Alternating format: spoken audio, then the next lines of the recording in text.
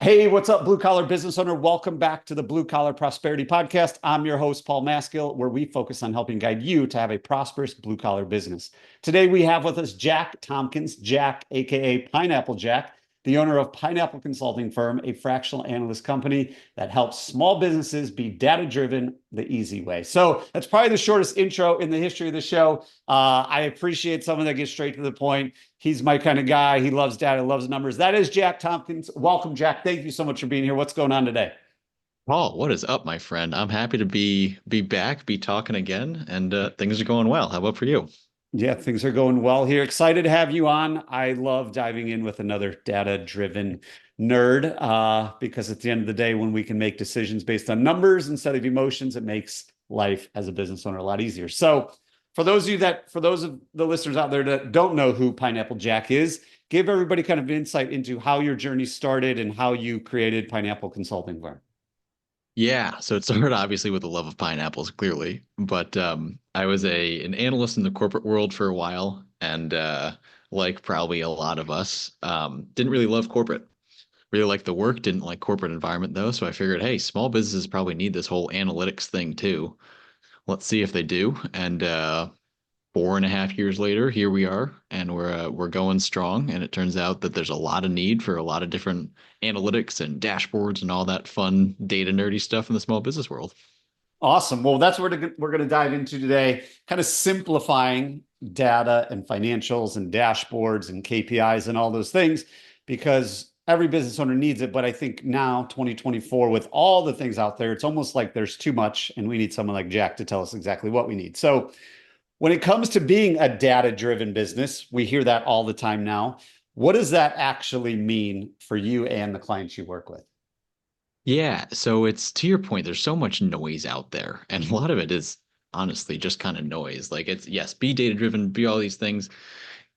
You don't need this massive data warehouse and six different AI tools and stuff like that too. If you have it, great. I hope it's helping you, and there's a lot of good things that can come from that. But most small businesses, most blue collar businesses, we're talking like use your QuickBooks, use Service Titan, use House Call Pro, like whatever you got for financials and your CRM, that's your data source. And then let's just view it in a digestible way so you can actually make decisions from that data. It's kind of that simple. I mean, there's a whole bunch of nooks and crannies to fall into, but that is the overall goal.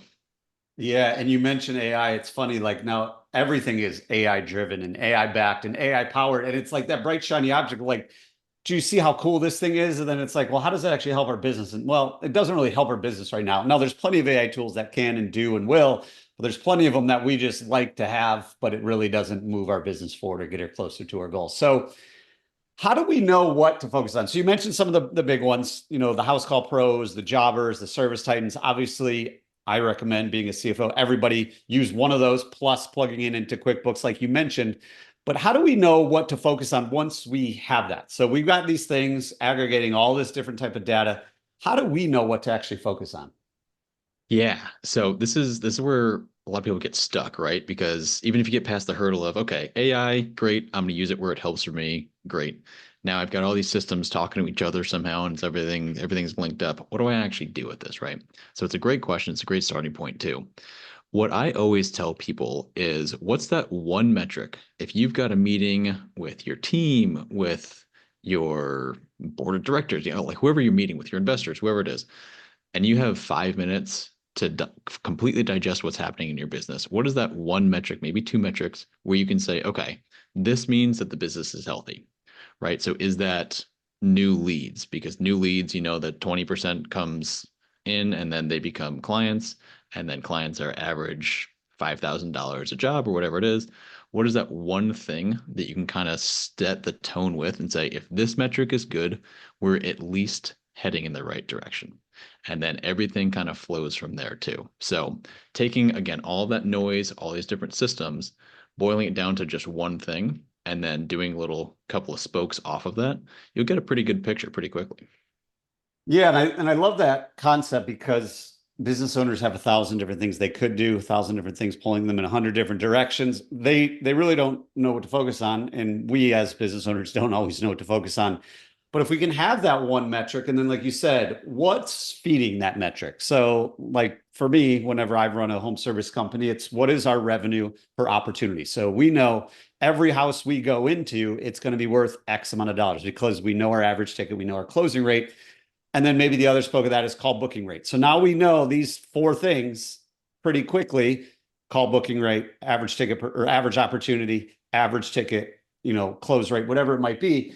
But what, like you said, what is that one metric is so important because there are thousands of metrics out there. So when it comes to data collection, a lot of times QuickBooks or these CRMs, they don't really make it that easy to give us that data. So what do you do at Pineapple Consulting? What do you recommend our listeners do to actually like extract that data and put it in a format that, hey, this is what we need? Because QuickBooks definitely doesn't do it.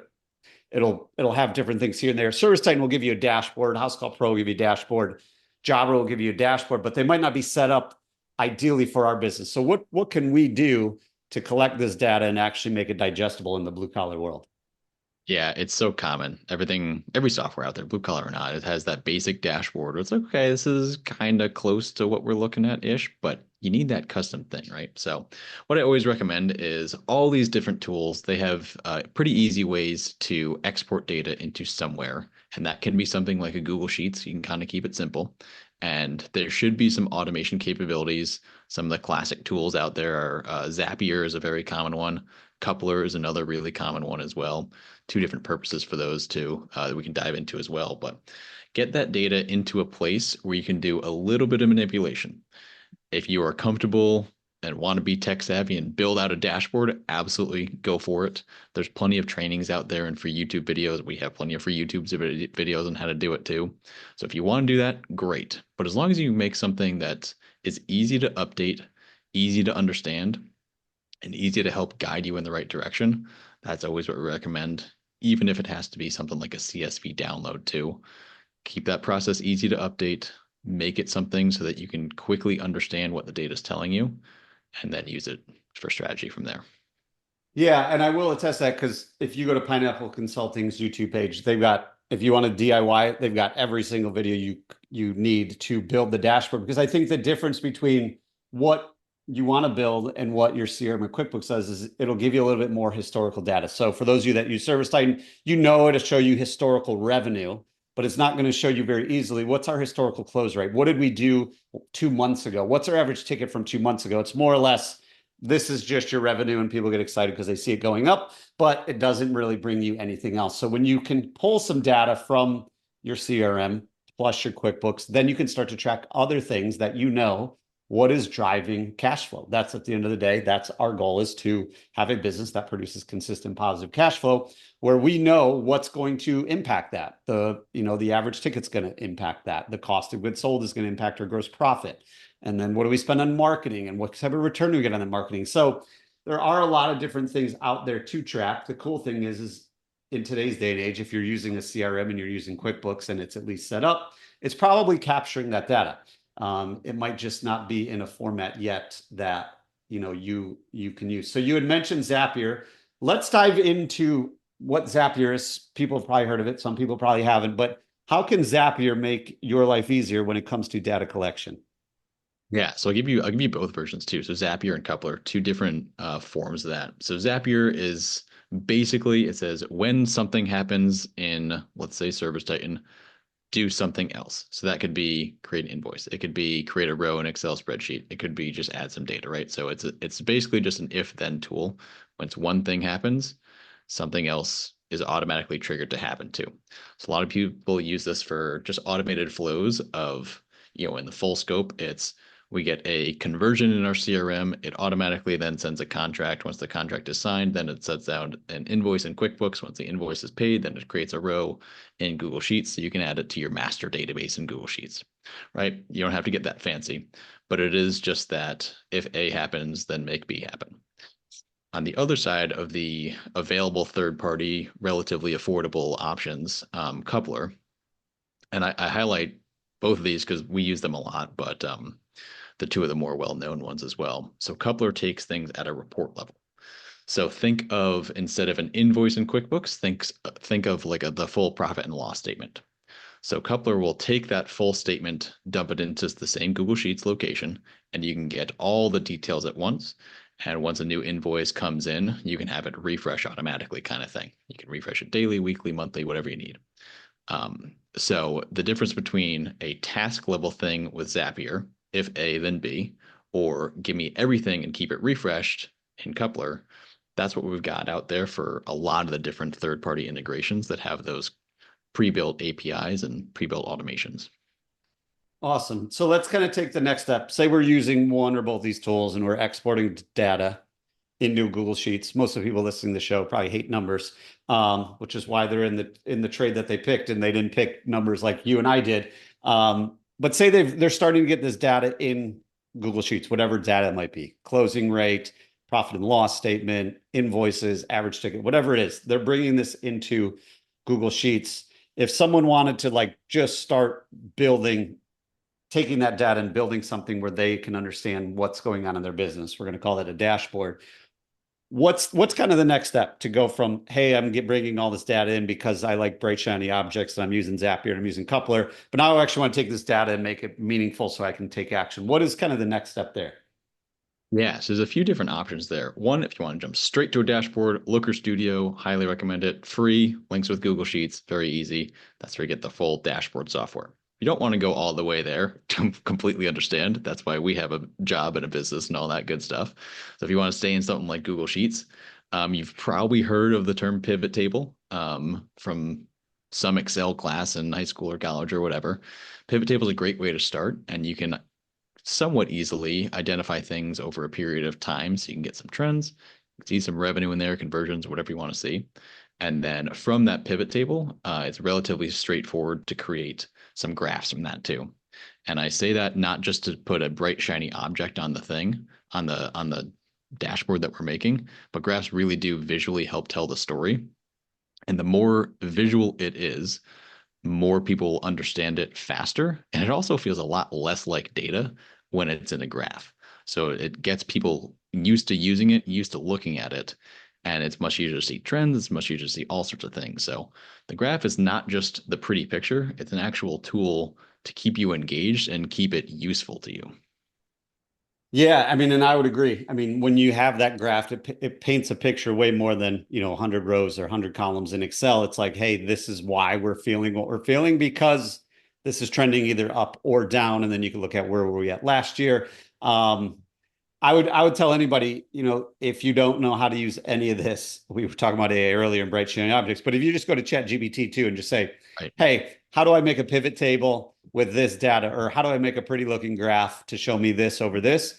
It'll spit it out within 3 seconds, and then you can take it there, which is pretty cool. So Right. a lot of people, like we said, are listeners, they don't love numbers. They love the trade that they're in. They start an electrical company because their electricians are great at it. They love it and they see the value in it. HVAC, plumbing, landscaping, whatever it might be. However, we know that every business owner needs to at least understand the numbers, understand it is their business. So they got to understand it. They've got to own it. How can we help those owners out there begin to become financially savvy and data driven? Yeah. So honestly, kind of like what we were just talking about, those graphs make it feel less like data. Honestly, if it's less financials, less data-y, and it looks like something that you see like a lot of people what is it called? Like an infographic kind of thing. They're very visually appealing for a reason because when you're scrolling forever on LinkedIn, Instagram, whatever you're on, Facebook, and that thing comes up, it's kind of catchy. So I always recommend make something that's somewhat visually appealing at least. And to your point, AI can help you do that a little bit. Um, and the other thing is if you're gonna make the jump, just go one step at a time. You don't have to jump the whole canyon yet, right? So we know that you want to be more data driven. Everybody wants to be, but it's damn annoying sometimes. So just take it one step at a time, right? Start with revenue. Easy. We probably know that off the top of our head. You could see how that data kind of flows through. Very easy quality check. And you think, okay, where did that revenue come from? And now we could see that it was however much per door we walked into, right? Per opportunity, to your point earlier, Paul. You can kind of let your brain guide you, just going one step at a time of let's focus on the one big thing. Oh, where did that come from? Oh, I bet this is from that email campaign, or our referrals did this, or whatever it is. Your brain will naturally kind of take you on the journey. As long as the data's there, you can put numbers to that journey. Yeah, and I love the idea of just starting with revenue because really I think it's, once it's kind of that aha moment, even for me, long, long, long time ago, it's like once you do that thing for the first time, you're like, wow, that was really cool. And now I can actually see what's going on in the business. Now let's try something else. Let's go from revenue to profit or gross profit or marketing or whatever it is. And then we start to paint that picture. And it really does give the business owner that feeling of, wow, I actually really understand the business. Because a lot of times we know something's wrong in our business, but we don't know what it is or what's causing that issue. And when we can start to move into the numbers, at the end of the day, the numbers don't lie. So the numbers will tell the story and they remove emotion out of it. So you Jack? work with business owners every day, Jack. What's like the biggest mistake or biggest kind of issue you see business owners running into that we can help our listeners avoid? Biggest thing that people run it into. It's kind of lack of clarity, honestly. And I'm not even it may not be a data-driven thing. Obviously, I'm a little biased and I'll skew that way, but a lack of clarity on just sort of the ins and outs, right? So a lot of people, and this is myself included, I've never owned a blue collar business, but I know how I build a dashboard, right? I don't know how my team necessarily builds a dashboard. So same thing in electrical and plumbing, whatever it is, right? If you've taken that step to become the CEO and no longer the doer of the work, having that insight into, well, how long does it take Jamie to do the work instead of me, right? Having that level of operational knowledge, I think is really important. And it's so standard, it's so ingrained in every day that it often gets overlooked. So absolutely tie some data to that, tie some metrics to it so you can actually quantify it and see what's happening there. But even if you want to take just an anecdotal look, have that insight into those day-to-day operations. That's what I see a lot of people kind of missing on. Yeah, and I mean the clarity is huge because most business owners, we wake up every day and we go into like firefighting mode Yep, within 10 minutes exactly. and it's just do this, fix this, respond to this, and we're actually not moving the business forward. We're really just kind of keeping it afloat so we can have that clarity of what's causing all of this and how can we fix it. It'll allow us to, like you said, become the CEO of the organization instead of just the doer. And that's a big transition to go from the doer to then trusting other people to be the doer and then to be the leader. That's a big, big gap. And to your point earlier, we don't have to cross the whole canyon, but we at least got to get started. So kind of wrapping this up, we want our listeners to take action. Ideally, they take action within the next 24 hours. We talked about a lot of different things. What's one thing that anybody out there listening can do within the next day to start moving their business forward and get them closer to where they want to go? I'm going to say that that one thing is that one metric. So kind of like what we talked about at the beginning, or even if you want to start with revenue, think about, you don't have to find it yet. You don't have to know what the number is yet, but think about what is that one metric that'll give you insight into the rest of your business. For you, it was what revenue per opportunity. For us, it's hourly rate. If you and I, Paul, if we know those things are trending in the right direction, we're in the green zone or whatever you want to call it, everything else kind of falls into place. So take some time, think about what that metric might be, and then your brain will kind of naturally follow. All right, well, how the heck do we track that now? Love it. Yes. Find that one metric that's important to your business. You probably know what it is because you can feel it when it's not working and you can feel it when it is working. But to Jack's point, I think a lot of it is just taking the time, taking 20, 30 minutes to like sit down, turn your phone off, turn distractions off, close your office door, and really start to think about what's the one thing that if I can see that on a scoreboard, I know we're winning. So Jack Thompson, thanks again for coming on the show, sharing your journey and providing a ton of actionable advice and insight for our blue collar business owners out there to get them more data driven as we continue our journey to prosperity. But before we sign off, where can listeners go to keep in touch with you, learn more about what you do in case they don't want to DIY? Yeah, well, very much appreciate the time. As always, Paul, always good chatting with you. But our website's probably the best place, pineapplecf.com, as in pineappleconsultingfirm.com. We've got links to our YouTube on there for some DIY type videos. Our LinkedIn is linked on there too. So If you hear this and you want to talk dashboards and nerdy stuff, feel free, give me a shout. I'll help point you in the right direction at the very least. And I'm looking forward to it. Awesome, Jack. Thank you so much. Guys, go there today, pineapplecf.com. Even if you just want to learn more about it, the YouTube videos, there is a ton of value of just starting to think about more of acting as the owner of these numbers versus just kind of being in the business every day. Jack, thanks again for coming on the show today. Really appreciate you. Appreciate it, Paul. And before you head out, if you are ready to have a business that produces consistent positive cash flow so that you can have a financially healthy business and achieve your personal goals, let's make it happen. Head on over to thebluecollaradvisors.com/call to book a free financial assessment of your business. I will dive into the financials of your business, take a look at what's going on, find any red flags as well as opportunities that you have in your business. Let's make it happen. Again, thebluecollaradvisors.com/call.